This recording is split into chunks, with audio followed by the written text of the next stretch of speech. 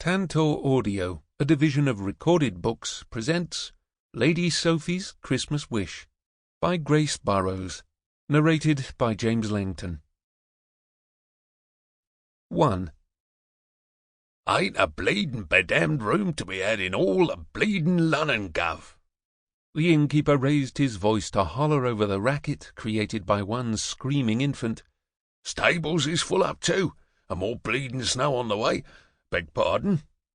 He hustled away and started bellowing over the din in the common for somebody to mop the bleedin' floor.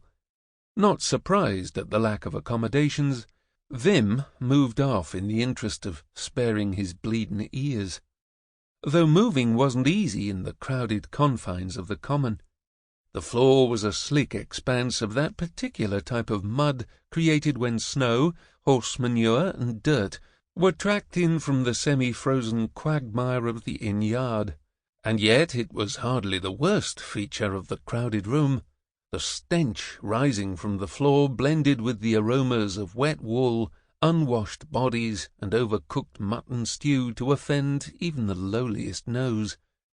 Overlaying it all was the incongruous scent of cinnamon, as if a little spice would confer on the scene some sense of seasonal good cheer, which was not bloody likely.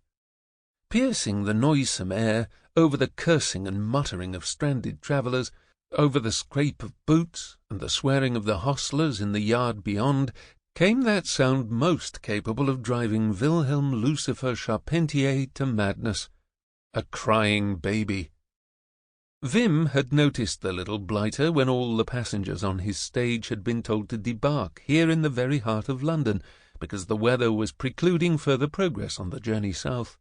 Like benumbed sheep, they'd all stumbled into the inn, toting their belongings with them, only to find an assault on their ears was to be the price of thawing their toes. The child's crying ratcheted up, from indignant to enraged. The next progression would be to inconsolable, which might last hours.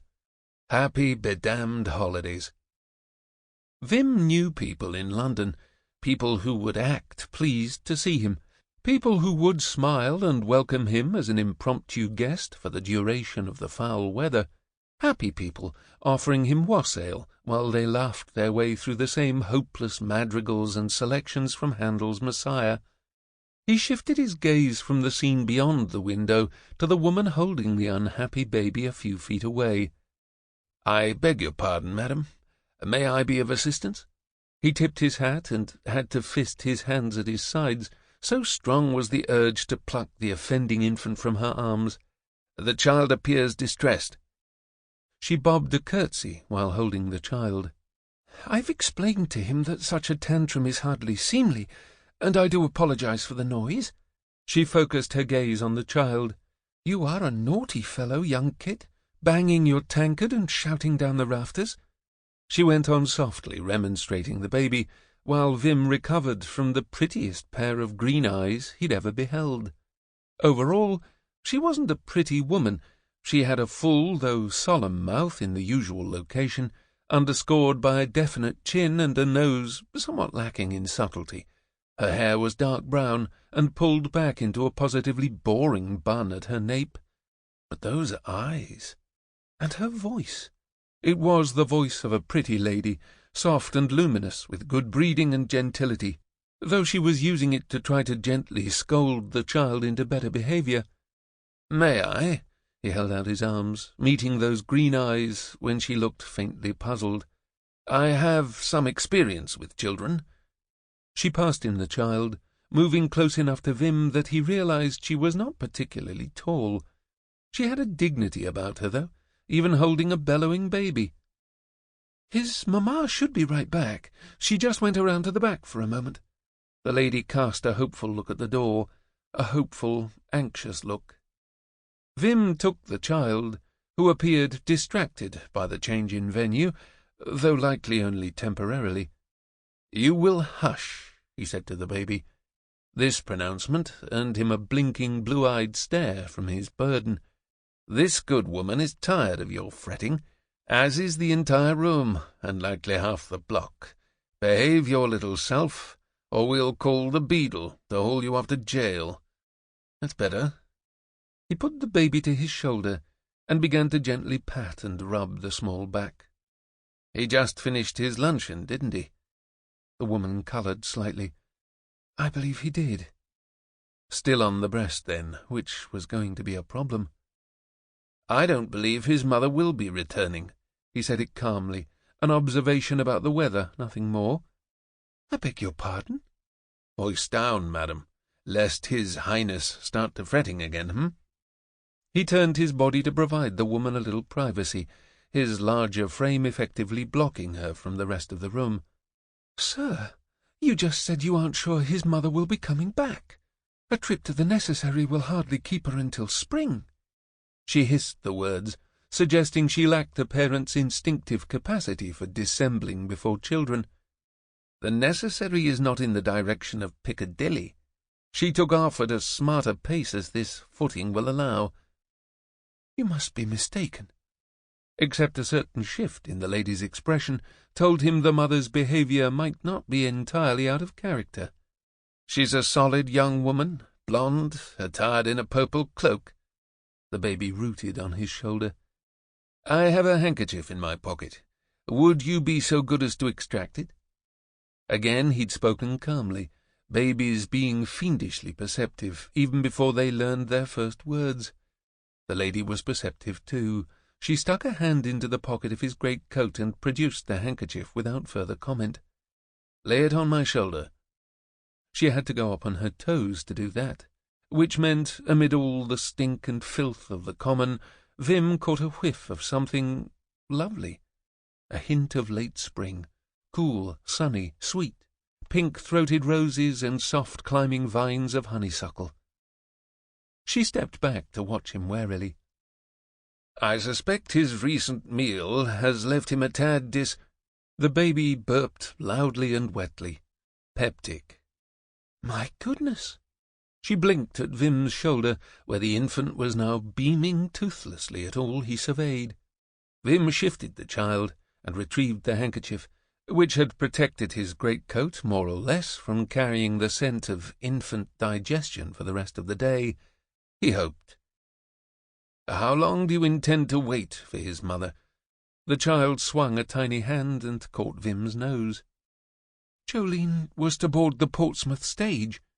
Another anxious visual sweep of the surrounds. Vim took a step back, so the lady might have a view out the window. He also disengaged his proboscis from the baby's surprisingly strong grip.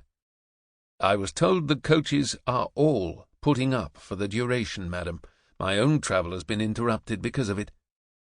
The baby knocked Vim's high-crowned beaver straight at the woman beside them. She caught it deftly in one hand. When Vim dipped his head, she positioned the hat back where it belonged. That's a naughty baby, she said, eyeing the child. He's a boy baby. They all have more energy than they know what to do with, until they sleep like the dead, restoring themselves for the next round of mischief. This recitation seemed to please the little fellow, for he smiled directly at Vim, a great drooling expression of benevolence disproportionate to his tiny size. I think Kit likes you. He likes having food in his tummy and a warm place to cuddle, the same as the rest of us. You can linger here, but I honestly do not think the mother will return. May I have your coach brought round for you? Though the pandemonium in the yard suggested it would be far simpler to escort the lady to her conveyance. I only brought the gig, and it's right around the corner. She reached for the baby, but Vim took half a step back. I am happy to carry him for you. But he's... She fell silent, regarding the baby gurgling contentedly on Vim's shoulder. He does seem quite happy there. I am happy to enjoy his company as well. If you'd lead the way. He nodded toward the door to encourage her, because her eyes bore a hesitance, suggesting she knew better than to allow a strange man to accompany her down the street. I neglected to introduce myself, Vim went on. Vim Charpentier, at your service. He left off the title, as he usually did with strangers, but he did bow with the baby tucked against his chest. The child laughed, a hearty, merry baby chuckle, calculated to have Vim bobbing around the room for the pleasure of my lord baby until one or both of them succumbed to exhaustion. "I'm Sophie Windham." She dipped another curtsy, while Vim cast around mentally for why the Windham name sounded vaguely familiar. "I should have known Jolene, his mamma, was up to something when she took her valise to the necessary." "You were occupied with a certain unhappy little gentleman. Shall we be going? I don't like the look of that sky." She glanced out the window and got moving. It took some minutes to navigate through the crowd. Then they had to pause inside the door for Miss Windham to wrap the child in a thick woolen shawl. "My conveyance is just around that corner." She pulled on her gloves, nodding to the north toward Mayfair. "We're not far from home, but with Jolene's valise, I thought the carriage would save us effort." She wasn't wearing a bonnet, which allowed her to wrap a knit scarf around her head in such a way that her ears and neck and some of her hair were covered. Vim was relieved to get shut of the commons, relieved to breathe the relatively fresh air of the out-of-doors. They hadn't gone very far when Vim stopped abruptly. "God in heaven! What is that?" "Not so loud." Miss Windham turned to frown at him as the boy holding the reins darted off toward the inn. "You'll hurt Goliath's feelings.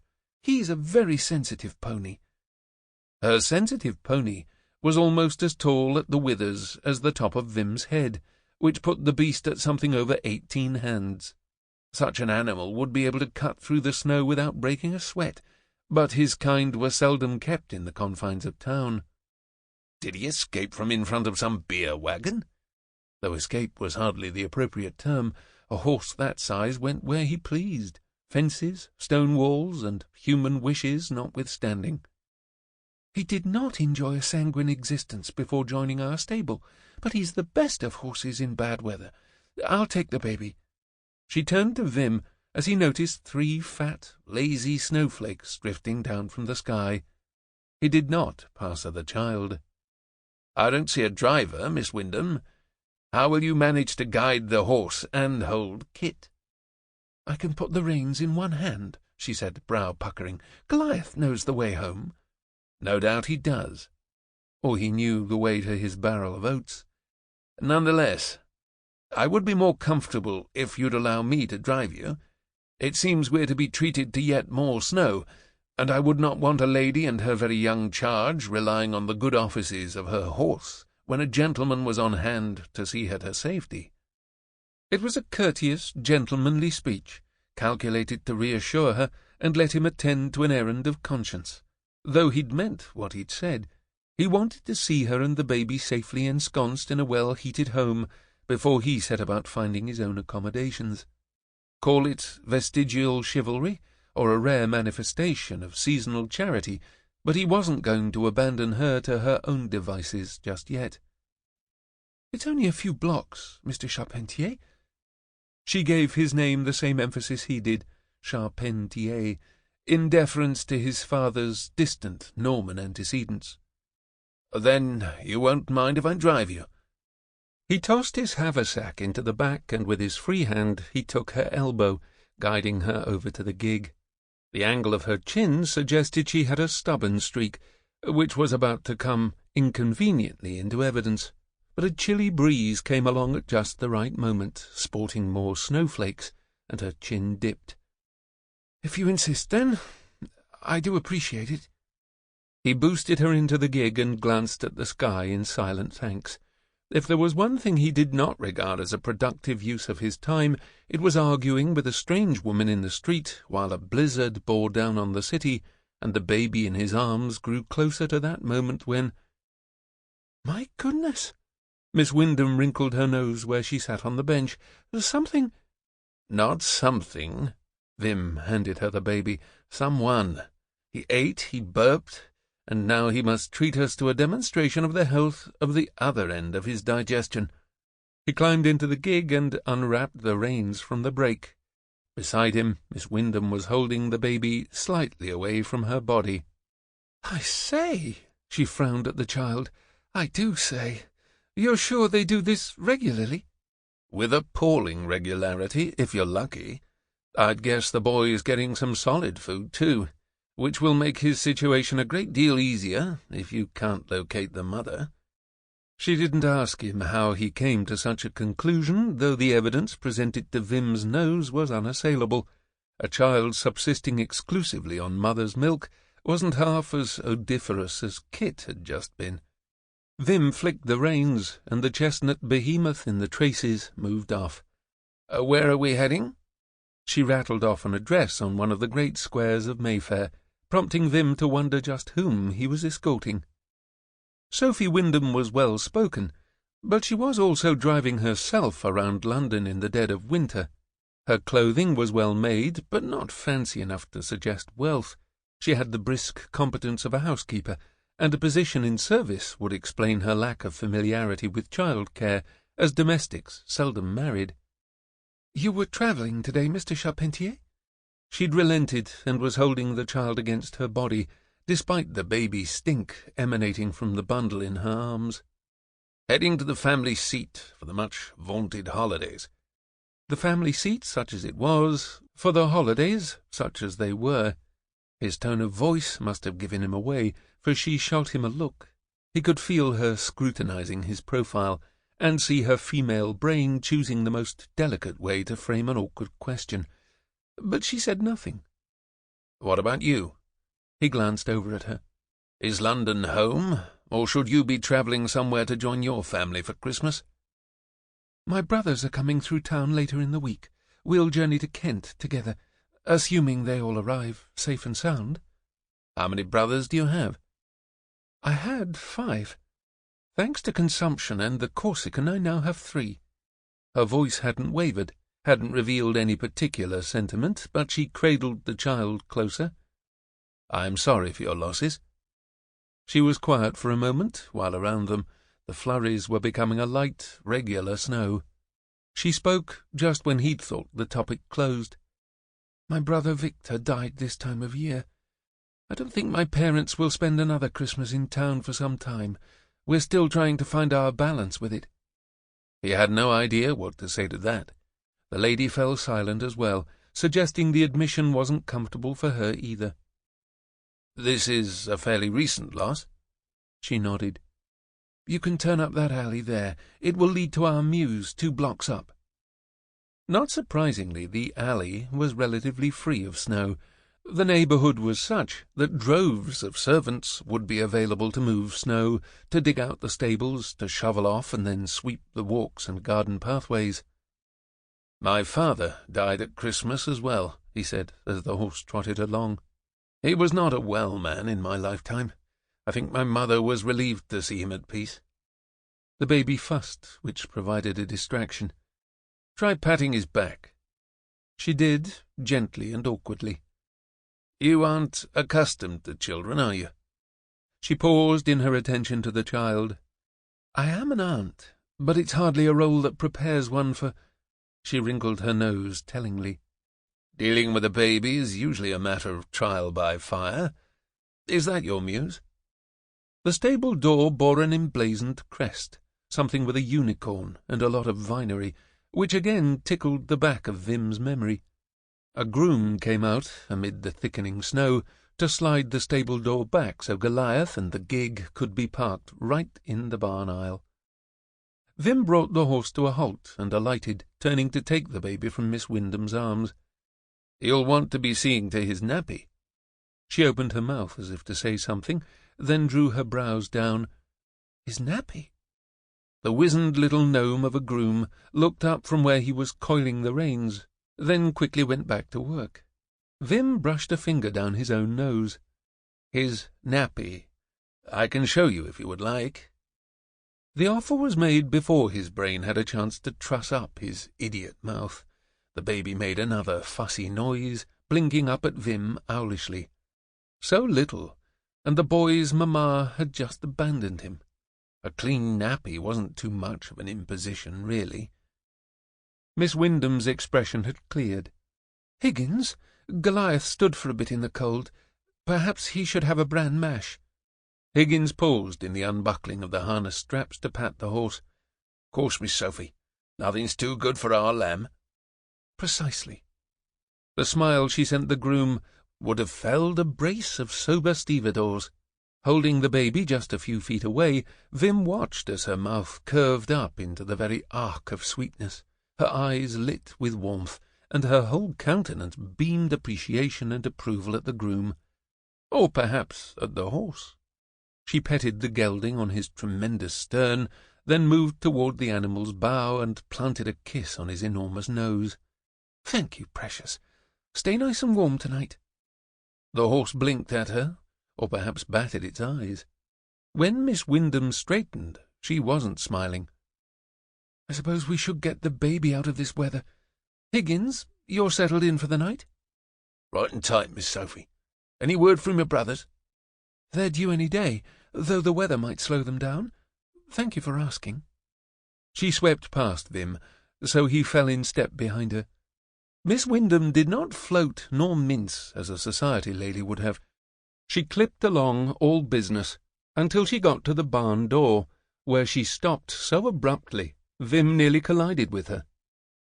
"This snow means business," she observed. "It will be difficult to send anybody out to search for Jolene as long as the weather is so foul." "Are you sure you want to do that?" She moved off again, casting him a curious look over her shoulder. "She fell prey to a footman, Mr. Charpentier. Jolene was old enough, but she was innocent and not overly bright. I don't hold it against her that she gambled her heart on a losing hand." She clearly held it against the footman, however. Vim pitied the man if Miss Windham ever laid eyes on him again. They passed through a gate into a walled garden that backed up to nothing less than a mansion. In some parts of the city, the old great houses built in the reign of the last king had been broken up into multiple dwellings, each with its own narrow strip of back garden. This house took up roughly half the block, with no divisions of the back lots to suggest it had been split into rental properties. There would be a ballroom in a dwelling this size, parlours, music rooms, and enough cheery fires to keep a baby nice and warm. The baby squirmed in Vim's arms, just as both wind and snow became more intense. "This way." Miss Windham led him to a back door. As soon as Vim stepped inside, he was hit with the scents of clove, allspice, cinnamon, and yeast. A wave of nostalgia for Blessings up in Cumbria, with its big kitchens and familiar retainers, passed through him as the child began to squawk in earnest. "He is telling us he has been patient as long as he's going to be, Miss Windham. He'll need clean nappies, a clean flannel, and some warm water." She paused in the act of hanging her cloak on a hook. "The fires in the nursery have likely been allowed to go out, because Kit was to have been on his way south by now." "A servant's parlour might do." If any room in the house was kept cosy this time of year, it was the servants' parlour. "Follow me." She led him through a spotless kitchen and down a short, dim hallway that looked to be lined with pantries. The servants' parlour at the end of the hallway was indeed snug and comfortable, and enjoyed a view of the snowy back gardens. A fire burned cheerily in the hearth, though the room was without occupants. The cradle sitting near the hearth suggested Kit had already spent a substantial amount of time here. Vim spoke to his hostess over the baby's increasingly loud fussing. "This will do. If you'll bring flannel and warm water, I'll get him unwrapped." She withdrew a little quickly, her expression suggesting a distraught baby unnerved her every bit as much as it did Vim. "We can get down to business," Vim informed the child, "but I need to get you unswaddled first, so be patient." As soon as he set the baby down, the little fellow started kicking his legs out and waving his arms around. "Getting bored, are we? Flail around all you like, little man. You'll be off to sleep that much sooner." The habit of talking to people too small to join in the conversation was ingrained. Babies liked being talked to, just the way they liked music boxes and twittering birds and running water. In some ways, babies were the easiest people to like. But as the warm air in the parlour picked up the scent of soiled nappy, Vim revised his judgment. Clean babies were easy to like. He tossed his coat on a chair, slipped his cufflinks in a pocket, and started rolling up his sleeves. He soon had the child naked on a blanket before the hearth, the dirty nappy neatly folded and tucked aside. Fortunately, the mess was minimal. At the soft click of door latch behind him, Vim glanced up from where he knelt on the floor. Miss Windham stood there, some folded cloths in one hand, a steaming bowl in the other. Her eyes went to the baby, surprise registering at the child's state of undress. From her expression, Vim considered that the baby on the floor was very likely the woman's first encounter with a completely naked male. 2. Sophie Windham frequently described herself as a well-read, intelligent woman in an age when neither attribute was much encouraged among her peers. Coming upon the scene in the parlour, all that came out of her mouth was, "My goodness!" And then nothing. She frankly gaped at the tableau before her, the baby naked on a nest of rugs and blankets, cheerfully kicking and squirming at nothing in particular, and the great golden length of Mr. Charpentier curled indolently above the child, long, elegant fingers playing with the child's feet. Sophie did not know how to change a diaper. She did not know how to comfort a fussy baby. She did not know the particulars of feeding such a small child. But she did know that these matters were the province of women, a fact of which Mr. Charpentier was apparently ignorant. "Is it good for him to be unclothed like that?" she asked. The man rose smoothly to an imposing height. He was every bit as tall as Sophie's brothers, and cocked his head at her. "Be a little difficult to get him cleaned up otherwise, wouldn't it?" Stupid, stupid, stupid. Sophie felt a blush rising up her neck. Suppose it would. So how does one— She gestured with the clean nappies at the baby. "It isn't complicated." He took the cloths and basin from her. "I shall demonstrate. By the third one, you'll be an expert. The trick is to be fast and calm, as if you were dealing with a nervous horse or an injured cat." He folded himself down to his knees, leaving Sophie no choice but to join him and the baby on the floor. Why does he kick and wiggle about like that? "Because he can. My guess is if we put him on his tummy, he'd be just about at the stage where he's getting up on all fours and rocking, but not quite crawling yet." As he spoke, Mr. Charpentier wrung out a cloth in the warm water and started using it to tend to the child, who was quite completely and utterly naked. Sophie's blush threatened to become permanent. There were certain body parts not intended for exposure to the broad light of day, much less such gleeful exposure. The baby was grinning and cooing as Mr. Charpentier deftly used the rag to clean what needed to be cleaned. When he seized both of the child's ankles in one hand and lifted the baby partly off the rug to reach a little farther back, the infant started laughing, as if being handled like that was great good fun. Mr. Charpentier set the nasty rag aside and tickled the baby's tummy. The child grabbed at the man's hand and caught one long index finger in his tiny fist. "I've been taken prisoner by a fierce pirate." He shook his finger gently, which inspired the baby to kick madly. "If you'd slide the nappy under the pirate's bottom, we'll see to his attire." Bottom? Well, what else was there to call it? She attempted to comply when Mr. Charpentier again half-raised the child by the ankles. "Other way, Miss Windham. We'll use the tapes to fasten the thing on him. As much energy as he has, a snug fit is called for." She repositioned the diaper, but had to move in close to man and baby to get it done. Kneeling side by side with Mr. Charpentier, she made the mistake of glancing over at him. At the coaching inn, she'd been nigh distraught over the baby's increasing discontent. Jolene had been gone long enough that Sophie had begun to worry, and thinking what to do over the baby's crying had been impossible. And then a quiet, calm male voice right beside her. "May I be of assistance?" She'd wanted to snap at him something to the effect that it was the baby needing assistance. She was perfectly fine, then stomp away with the dratted child before she started yelling herself. Except the gravity of his voice, coupled with blue eyes so full of kindness and concern, had her passing him the baby without further question. She'd never realized babies were so heavy. It wasn't that they were large. It was that one could never put them down for a moment, or if one did put them down, one assumed... Sample complete. Ready to continue?